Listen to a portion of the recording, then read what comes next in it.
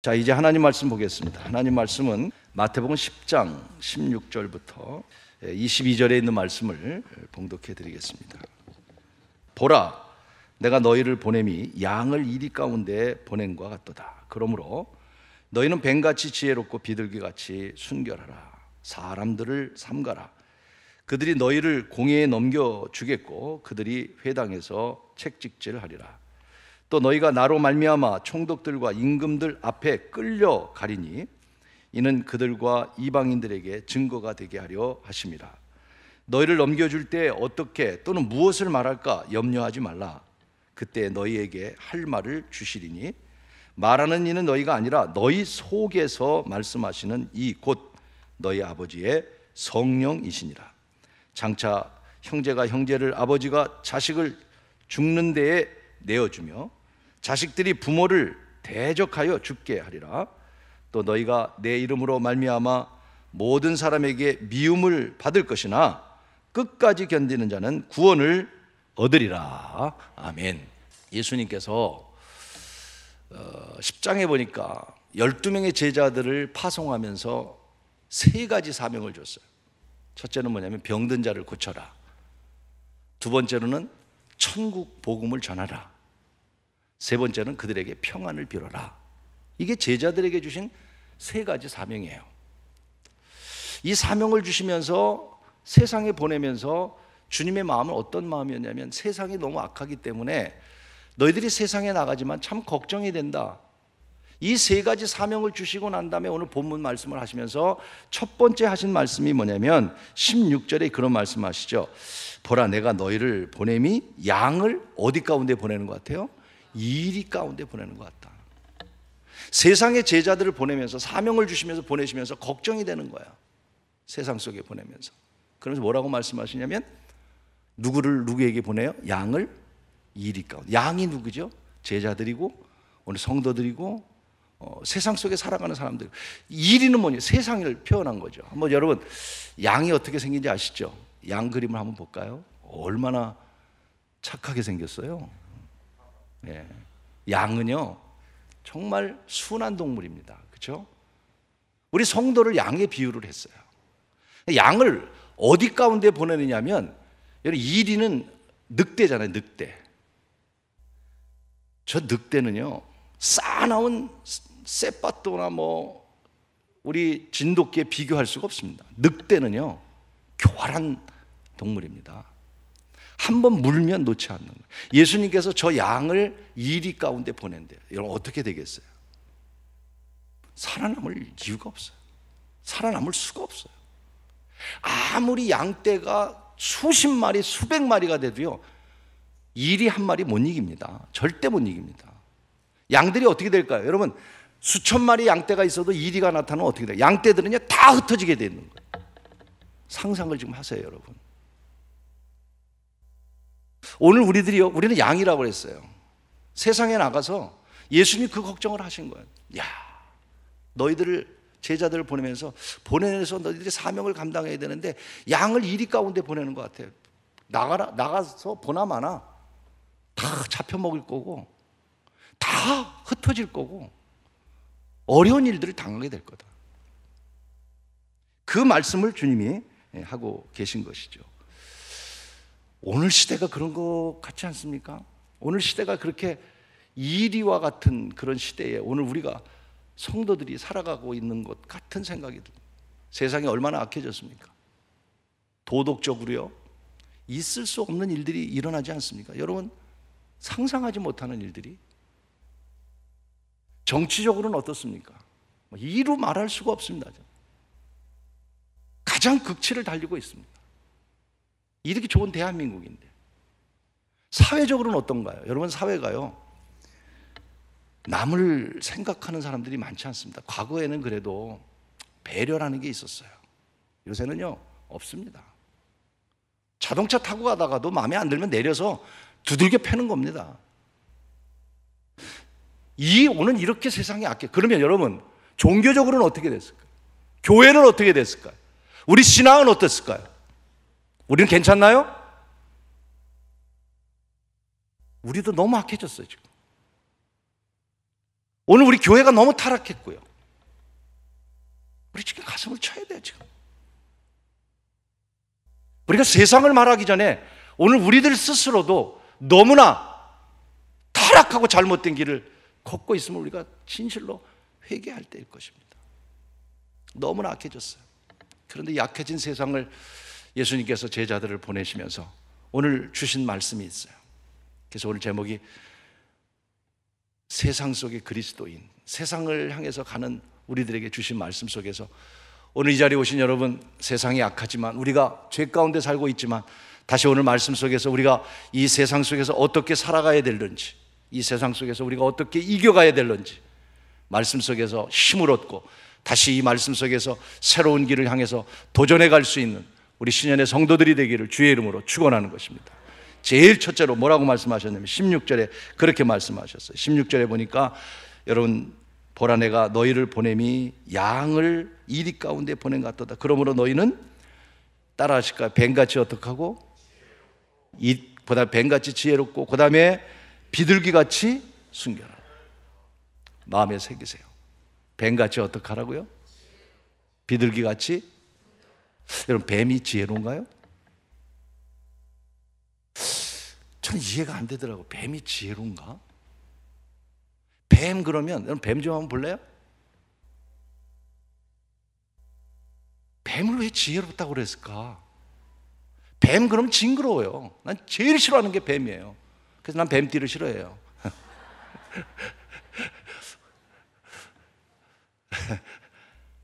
뱀 너무너무 교활하고요. 우리가 생각하는 뱀은요, 교활하고 징그럽고 뱀처럼 지혜로워. 비둘기 같이 뭐라고요? 순결해. 비둘기, 그거는 이해가 되죠. 비둘기는 아주 좀 평화롭고 순결하고. 근데 뱀의 특징은요,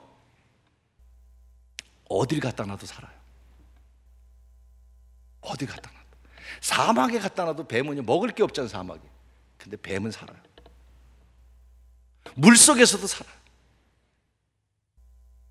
또 비둘기 특징은 뭔지 아세요? 비둘기는요, 순결이라고 생각하고 평화라고 생각하지만 그 조류잖아요. 조류 가운데 제일 미련한 것 가운데 하나가 뭐냐면 비둘기입니다. 비둘기, 다른 새들은요, 참새들 보세요, 가까이 가면 금세 도망갑니다. 근데 비둘기는요, 안 도망가다가 먹이를 주면서 구구구구구구구구구구 그러면요, 술술술술 따로따로. 근데 예수님께서 뱀같이 지혜롭고 비둘기같이 순결하라, 이 말씀을 가만히 묵상하면서 이 두 가지가 굉장히 중요한 거예요. 이 말은 뱀처럼 우리 교활하는 거 아니잖아요. 뱀처럼 징그러워. 우리가 가지고 있는 그런 첫째 의미는 뭐냐면, 유대인들의 그 문헌 속에 뱀은 지혜를 상징하고 비둘기는 순결을 상징하기 때문에 예수님이 이 말씀을 하시면 듣는 자들이 다 이해가 돼요.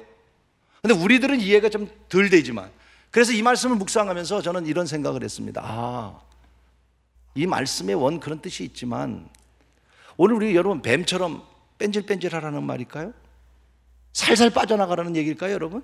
그게 지혜인가요? 내가 손해 안 보고 살살살살 빠져나가는 게 지혜예요, 신앙생활하면서? 그게 아니잖아요. 그러면 비둘기처럼 그냥 그게 바보같이 구구구구구구 그냥 따라가는 그런 걸 말할까? 그게 옳은 건가요? 저는 이게 두 가지가 굉장히 같이 병행된다고 생각합니다.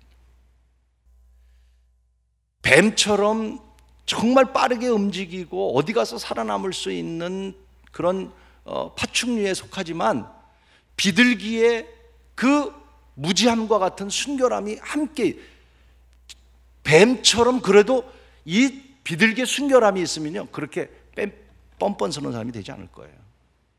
비둘기도 마찬가지예요. 아무리 무지하지만 뱀처럼 지혜로워야죠. 그래서 오늘 첫째로, 오늘 우리가 세상 속에서 세상이 악하지만 그리스도인들이 오늘 살아가야 될 것은 뱀처럼 지혜롭고 비둘기처럼 순결하라고 하는 이 말씀 속에서, 특별히 여러분, 오늘 우리 신앙교회 성도 여러분, 세상을 살아가는 그리스도인으로서 첫째, 지혜롭게 살아가시기를 축복합니다. 지혜가 필요하다는 지혜. 우리 이 솔로몬은 지혜의 왕 아닙니까? 잠언과 전도서 속에 많은 지혜의 글을 남겼어요. 그 지혜 속에 이렇게 말씀합니다. 잠언 3장 14절 15절에 뭐라고 말씀하냐면 지혜를 얻는 것이 은을 얻는 것보다 낫고 그 이익이 정금보다, 지혜가 은보다 낫고 지혜가 금보다 낫다고 그래요. 아멘? 정말 여러분 지혜가 은보다 더, 금보다 더 귀한가요? 근데 우리는 지혜를 추구하는 게 아니라 은을 추구하고 금을 추구하고 살아가고 있잖아요. 아니에요. 여러분, 금보다 귀한 것, 은보다 귀한 것 오늘 말씀합니다. 지혜를 구하래요. 오늘 여러분, 우리가 이 세상을 살아가면서 어떤 권력이나 어떤 물질이나 어떤 성공이나 어떤 금이나 그런 세상적인 것이 아니라 오늘 그리스도인들이 이 세상을 살아가면서 뱀같이 지혜로라고 말씀하시면서 우리에게 필요한 게 뭐냐면, 교회가 필요한 게 뭐냐면, 우리 성도들이 필요한 게 뭐냐면, 우리 그리스도인들이 어떻게 살아가야 되냐면 지혜롭게 살자는 거죠. 지혜를 가져야 된다. 그림을 보여드릴게요. 여러분, 이 그림은 이탈리아 바티칸 교황청에 그려져 있는 그림입니다. 그림을 잘 보세요. 누가 그렸냐면 유명한 라파엘로라고 하는 사람이 그렸어요. 제목이 나와 있듯이 보면 여러분 이해될 거예요. 한 사람이 아이를 손에 들고 있고 또 한 아이는 발 밑에 누워 있는데, 누워 있는 게 아니라 죽은 거죠. 그 솔로몬의 유명한 이야기가 바티칸의 벽에 그려져 있어요. 그게 솔로몬의 그 지혜를 얘기한 거거든요. 여러분 잘 알다시피 두 엄마가 살아있는 아기 하나를 데리고 와서 서로 자기 아기라는 거죠. 한 아이는 죽었고, 지금은 뭐 DNA 조사나 뭐 머리카락 하나만 가지고도 얼마든지 분간이 되지만 그땐 분간할 수가 없단 말이에요. 솔로몬이 어떻게 판결을 합니까? 하나님이 지혜를 구하는데 지혜를 주시잖아요. 아, 그래? 그러면 그 아이를 반을 뚝, 살아있는 아이를 반 뚝 잘라서 서로 나눠 가져라고. 그러니까 어떻게 하겠어요? 진짜 엄마는 내 아이를 죽인다는 거 이해가 안 돼. 그런데 가짜 엄마는 어떻게? 자릅시다. 이 판결로 솔로몬이 누가 진짜 엄마인지를 딱 판결하는 그림이 바티칸에 그려져 있는 거예요. 그게 뭐냐면, 왜 그것을 거기다 그려놨을까요? 우리 살아가면서 지혜가 필요하다. 솔로몬의 지혜가 필요해요. 오늘 이 시대야말로 정말 여러분 지혜롭게 살아가는 그리스도인이 되기를 축복합니다. 세상은 그렇지 않아요. 또 하나의 그림을 제가 보여드릴게요. 법정에 가면 이런 그림이 있고요, 이런 동상들이 대부분 있습니다. 이게 뭡니까? 추를 들고 있습니다. 추가 평행을 유지한다는 거죠. 정의와 평화가 공평하다는 거죠. 여러분 가운데 이 세상이 공평하다고 생각하는 사람 한 사람이라도 있습니까? 법원의 판결이 공평하다고 생각하는 한 사람이 있습니까? 더군다나 오늘날 같이 뭐 법무장관, 검찰총장 서로 싸우고 뭐 개혁을 말하고 공정을 말하지만 세상이 지금같이 불편한 세상이 어디 있어요? 어떤 사람은요 27년을 감옥에서 살고 나왔는데 잘못 판결해서 27년 산 거예요. 누가 책임질 거예요? 이 억울함을 누구한테 말하겠어요? 세상이 공평하다고요? 법이 공평하다고요? 여러분, 우리가 살아가면서 공평합니까? 공평하다고 생각하는 사람 한 사람도 없을 거예요. 이런 세상에 우리가 살고 있단 말이에요. 오늘 여러분 우리 안에 있는 이런 모든 일들이 공평한 일입니까? 여러분 없습니다. 공평한 거 하나도 없습니다. 그렇기 때문에 이런 세상을 살아가는 우리들에게 이렇게 악한 세상 속에서, 이렇게 불공평한 세상 속에서, 이렇게 힘든 세상 속에서 오늘 저와 여러분이 이 세상 속에서 그리스도인으로서 뱀같이 지혜롭고 비둘기같이 순결한 삶을 살아갈 수 있기를 축복합니다.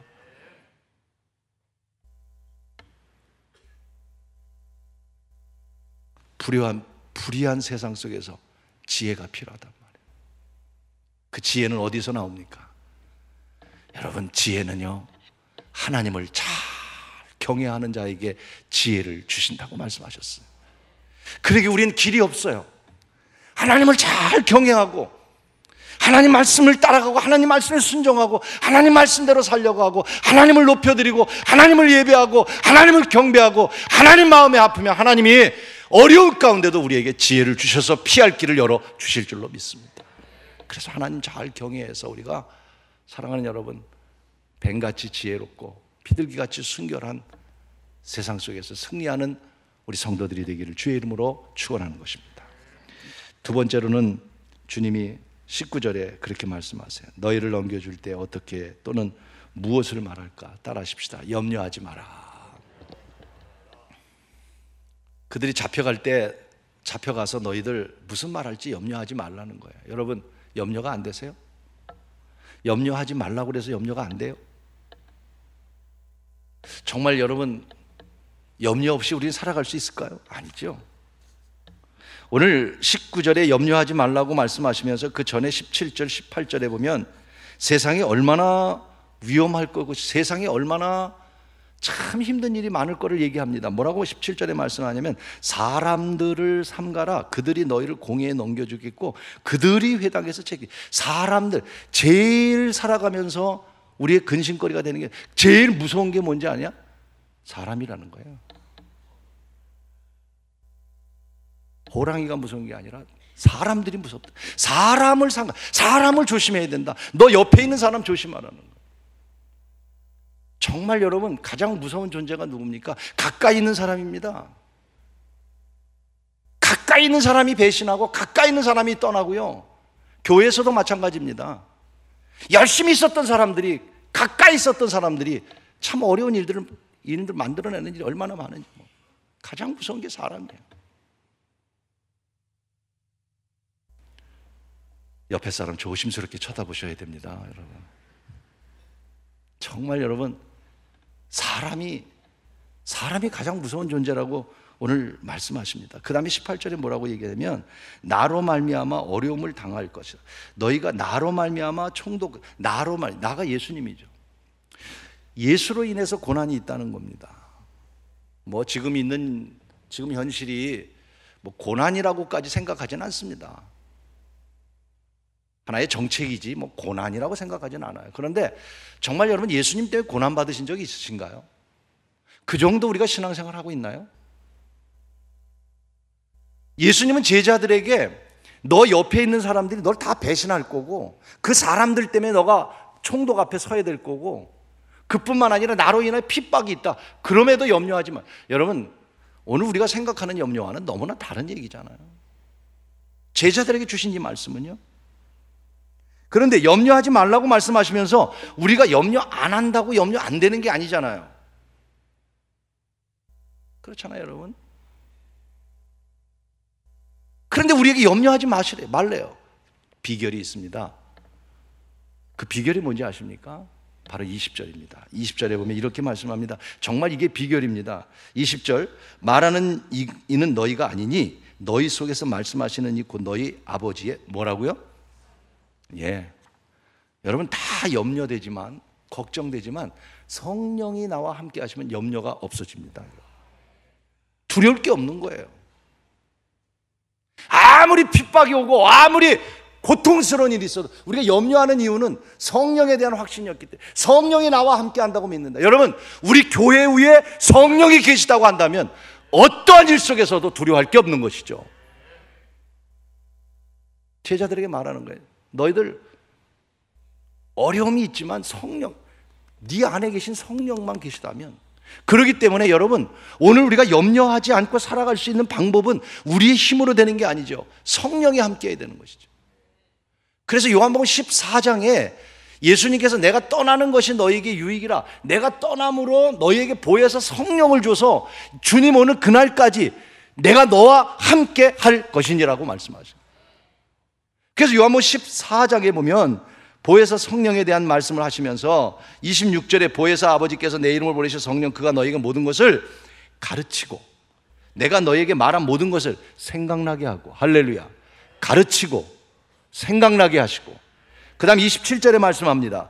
또 평안을 너희에게 고치노니, 가르쳐 주시고 생각나게 하셔서 너 마음에 평안을 주신다. 누가? 성령님이. 아무리 근심된 일이 있어도 성령이 함께 하신다. 그렇지 않습니까, 여러분? 하나님의 영 성령이 함께 한다면 뭐가 두렵겠냔 말이에요. 문제는 이 성령과 내가 동행하지 못하고 있기 때문에 두려워하는 것이기에 오늘 우리는 다시 성령 받고 성령을 근심되게 하지 말고 성령과 함께하는 삶이 되셔서 이 세상 속에서 염려하지 않고 담대히 이길 수 있는 저와 여러분이 되기를 간절히 축원하는 것입니다. 여러분, 세상이 정말 얼마나 걱정되는 일이 많습니까? 걱정하면 기쁨이 없고 잠도 안 와요. 여러분, 지금 코로나로 13만 5천이 죽었습니다. 우리나라는 확진자가 지금 40명, 50명 이지만 미국은 지금 하루에 확진자가 6만 5천입니다. 우리 아이 둘이 거기 있습니다. 걱정이 안 되겠습니까, 여러분? 난 목사니까 걱정이 안 될까요? 아유, 목사님은 성령에게 다 맡기셨을 테니까. 저도 걱정됩니다. 막내는 혼자 있습니다. 왜 걱정이 안 돼요? 여러분들도 마찬가지잖아요. 자녀들 걱정, 노심초사, 경제적으로 어려운 분들, 내일 내가 어떻게 될까? 내 사업이 어떻게 될까? 건강의 문제로 오늘도 울고 있는 분이 계세요. 그들만이 아니라 오늘 우리는 모두가 다 염려, 걱정, 근심, 더구나 여러분 코로나로 인해서 우리가 얼마나 걱정됩니까? 오래 사는 것도 중요하지만 건강하게 오래 살아야지. 얼마나 걱정돼요. 그런데 염려하지 말라. 위로가 되시나요? 안 됩니다. 그러나 위로되는 길은 한 가지입니다. 성령이 여러분에게 떠나지 않기를 기도하시길 바랍니다. 성령이 계시면, 성령이 도와주시면, 아멘. 정말이에요. 그래서 성령 받아야 되는 거고요. 그래서 성령을 근심하게 해서는 안 되는 거고요. 그래서 성령 받기 위해서 기도하고 성령 받기 위해서 우리는 애쓰고 노력해야 돼. 성령을 받고 성령으로 말미암아 세상 속에서 넉넉히 염려하지 않고 살아갈 수 있는 여러분이 되기를 축복하는 것입니다. 저 히말라야 산맥 에베레스트 네팔 지역에 가면 길을 인도해 주는 분을 뭐라고 그러냐면 세르파라고 합니다. 사진을 볼까요? 세르파 여자. 이 세르파라고 얘기를 하는데 이 사람들 누구냐면 이 에베레스트나 또는 이 히말라야에 오는 사람들을 길을 인도해 주면서 돈을 받는 사람들이에요. 어떤 누구도 이 세르파라고 하는 사람들의 인도를 받지 않고는 저 산에 올라갈 수가 없습니다. 아무리 등반을 잘하는 사람들도 저 사람들의 도움을 받아야만 가는 거예요. 그래서 저들이 가자고 그러면 가고, 오늘 날씨가 안 좋으니까 가지 말자면 가지 말아야 되고, 여기다 캠프를 치자면 쳐야 되고, 우측으로 가자면 우측으로 가고, 좌측으로 가자면 좌측으로 가고, 여러분이 아멘 할 때까지 뒤로 가려면 뒤로 가고, 앞으로 가면 앞으로 갈 때까지. 그게 누구냐면 세르파라는 거예요. 세르파. 물론 이들이 돈 받고 하는 사람들이지만요, 네팔 그 족속들입니다. 마지막 정상까지는 저들의 도움이 없이는 절대로 이루어질 수가 없는 거예요. 여러분, 산 하나 올라가는데도 아무리 전문가여도 이들의 도움 없이는 올라갈 수 없다면, 우리는 이 악한 세상 속에서 정말 상상하지 못하는 이 악한 어지러운 오늘 위험한 한치의 앞도 알 수 없고 그냥 걱정뿐이고 염려뿐이고, 요사이 더군다나 얼마나 두렵고, 혹시 내 옆에 확진자가 없을까? 우리 교인들 가운데 한 사람이 나타나면 어떻게 될까? 염려와 근심 가운데 있지만, 다 근심 가운데 있지만, 여러분 산 하나 올라가는데도 이들의 도움이 필요하다면 주님 오시는 그날까지 우리에게 도움이 필요한 것은 성령뿐인 줄로 믿습니다. 그래서 우리는 성령 받고 성령의 충만함을 받도록 더 어려울수록 힘쓰고 성령을 의지하고 성령을 간구하고 성령께 도움을 청하고 성령의 인도를 받아서 두렵지만 오늘 염려하지 않고 승리하는 귀한 세상 속의 그리스도인이 되기를 간절히 축원하는 것입니다. 마지막 세 번째, 주님은 이렇게 말씀하세요. 22절에 또 너희가 내 이름으로 말미암아 모든 사람에게 미움을 받을 것이나 따라하십시다. 끝까지 견디는 자. 다시 한번 손을 쥐고 끝까지 견디는 자. 여러분 한 번 더 끝까지 견디는 자. 그래요 여러분, 힘들지만 끝까지 견디시길 바랍니다. 지금 여러분 상황 속에서 어려움이 있습니까? 끝까지 견디란 말이에요. 가정의 어려움 속에 있습니까? 여러분 가정을 깨트리지 말고 끝까지 견뎌보잔 말이에요. 힘든 일이 있어도 끝까지 견뎌보자는 거죠. 여러분 세상 끝에는 성경이 우리에게 감당하지 못할 일들이 있다고 말씀하셨어요. 오늘 이 끝까지 견디라는 말씀 앞에 21절에 보면 장차 형제가 형제를, 아버지가 자식을 죽이는데 내어주며, 여러분 이런 세상 이미 됐지 않습니까? 형제가 형제를 죽이고 아버지가 아들을 죽이고, 여러분 그런 일이 얼마나 많아요. 어린 아이를, 3살짜리를 집에다 놔두고 젊은 부부가 휴가 갔다가 그 아이가 죽고, 이게 세상입니다. 이런 세상 얼마나, 마지막 때 얼마나 위험한 일들이 많이 있겠습니까? 그런데 성경은 우리에게 수없이 얘기합니다. 끝까지 견디는 자는 구원을 얻으리라고 그랬어요. 오늘 저와 여러분 끝까지 믿음을 지키시길 바랍니다. 끝까지 믿음을 지켜야 됩니다. 마지막 때는요, 얼마나 우리의 중요한 덕목 가운데 하나가 뭐냐면 인내예요. 끝까지 견디는 시간. 저도 이번에 이런 일을 보면서 그래, 참자, 끝까지 참자. 요한계시록에 보니까요, 많이 나오는 단어 가운데 하나가 뭐냐면 인내라고 하는 단어입니다. 계시록 2장 2장에 보면 이렇게 말합니다. 이 말씀은 에베소 교회에 하신 말씀이거든요.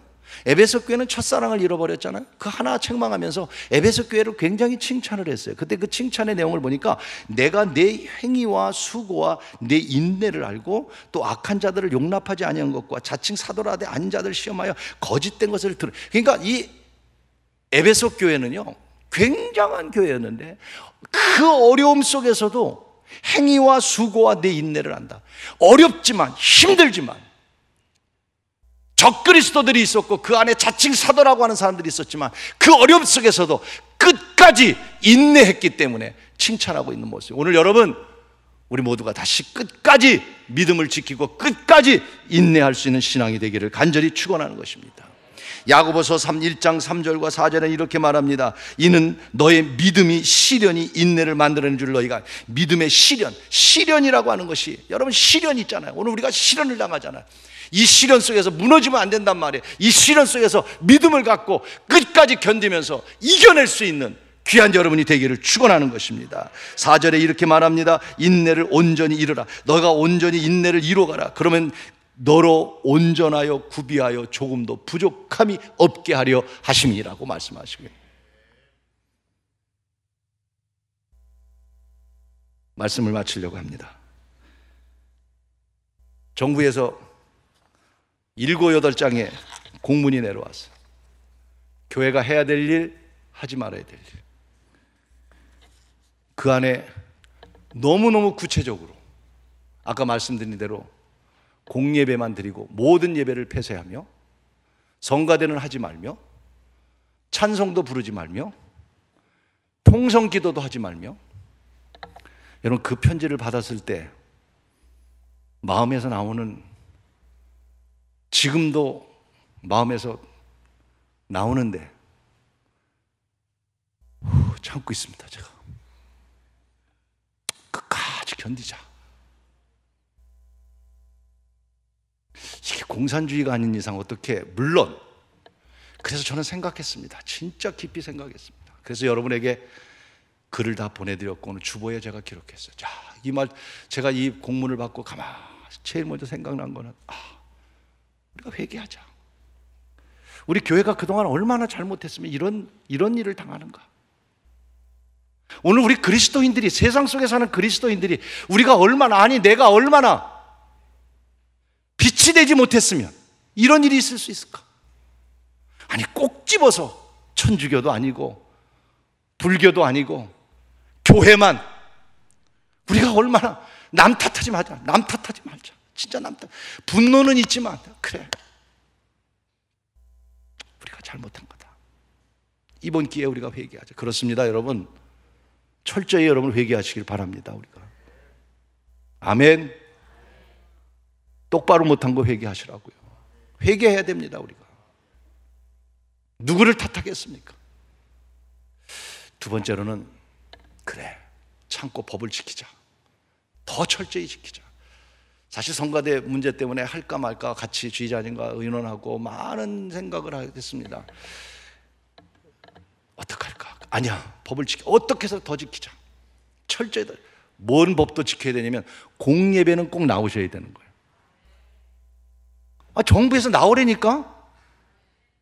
오늘 영상으로 보시는 분들 나오시라니까. 공예배는 나오래잖아요, 정부에서. 그래서 어떻게 해서라도 난 법을 지키려고 부족하지만 노력합니다. 여러분 마스크 꼭 해주시고요, 거리 두기 하시고요. 그래서 식사도 오늘 뭐 여러 가지 생각해서 못했습니다. 그리고 여러분 힘들지만 잘 지키셔서 우리 전염되지 않도록 노력해야 되고요. 우리 교회에서 한 분이라도 나오면 안 되고, 여러분 가운데 조금이라도 열이 있으면 교회 오시면 안 되고요. 또 어떤 장소도 가시면 안 되고요. 여러분 스스로 자기를 아유 난 답답해서 못하겠어, 아유 아니에요. 집에 가서 그렇게 하세요. 공적인 자리에서 그러면 안 돼. 우리 철저하게, 응? 그래서 법을 잘 지키고, 그 다음에 세 번째, 우리가 좀 더 참고 그 대신 우리가 더 한 마음이 되고 한 뜻이 되고, 더 우리 그리스도인들이, 이번에도 여러분 국민청원에 여러분들 많이 들어가셨죠? 들어가셔야 합니다. 거기에 우리의 표현을 하셔야 돼. 기독교인들이. 저도 적극적으로 표현합니다. 신앙에서 떠난 것, 동성애 문제 적극적으로 표현합니다. 아유 남들이 하겠지. 아니에요. 우리 기독교인들이 하나 돼야 됩니다. 하나 되세요. 정말 우리가 회개하는 마음 갖고, 그리고 우리가 지킬 거 지키고, 우리가 인내하면서 한 마음이 되어서 다시 하나님께서 선한 길로 인도해 주시고 이 어려운 위기를 극복하게 하셔서, 여러분 하나님을 멀리하면 망하고 하나님을 가까이 하면 흥한다고 성경은 분명히 말씀하고 있습니다. 우리 모두가, 우리 모든 민족이 다시 하나님께로 가까이 가는 은혜가 있기를 축복합니다. 만만치 않은 세상입니다. 정말 만만치 않은 세상이에요. 우리 지혜로 극복할 수 없는 세상이에요. 우리 그리스도인이 살아가기에 너무나 힘든 세상이에요. 오늘 이길 수 없는 세상 속에 가장 무서운 세상이 우리를 향해 입을 벌리고 있습니다. 가짜가 판을 칩니다. 여러분 진짜가 힘을 못 써요. 이게 세상이에요. 불의가 정의를 이기고 있습니다. 그렇지 않습니까 여러분? 진리가 왜곡됐고요, 가짜 뉴스에 수많은 사람들이 그것이 진짜인 줄 알고 따라가는 세상이 되어가고 있습니다. 진실이 왜곡됐고요, 여러분 속과 겉이 다른 일들이 너무 많이 일어나고 있고요, 말과 행동이 다른 일들이 너무 많이 일어나고 있고요. 그뿐입니까? 다수의 권력으로 소수의 약자를 무시하는 세상이 됐고요, 평등이라고 하는, 인권이라고 하는 포장을 통해서 오늘 여러분 수없이 기독교의 하나님을 망명되게 일컫는 일들이 얼마나 많이 있냔 말입니다. 평등, 인권, 그 포장된 것을 가지고 여러분 하나님을 떠나가고 있는 이 세상 속에서 우리가 어떻게 살아가야 되겠습니까? 사랑하는 여러분, 우리는 다시 뱀같이 지혜로우시기를 바랍니다. 사랑하는 성도 여러분, 우리는 다시 한번 우리 성령을 의지하고 성령의 도우심으로 근심된 세상이지만 이 세상 속에서 성령의 도우심으로 승리할 수 있기를 축복합니다. 사랑하는 성도 여러분, 오늘 우리는 다시 이 세상 속에서 인내하셔야 합니다.